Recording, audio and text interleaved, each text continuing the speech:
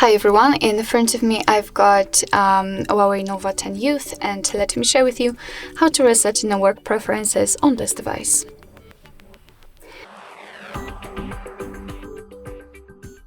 So first of all, let's enter the settings, and then we have to scroll down to the very bottom to find System and Updates.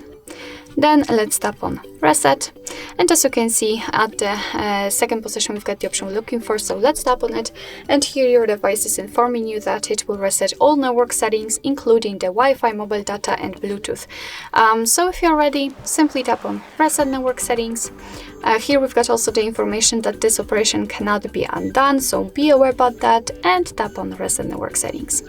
And as you can see, it's quite fast. We had this information that the network settings have been reset successfully. Alright, so that'll be all. Thank you so much for watching. I hope that this video was helpful, and if it was, please hit the subscribe button and leave the thumbs up.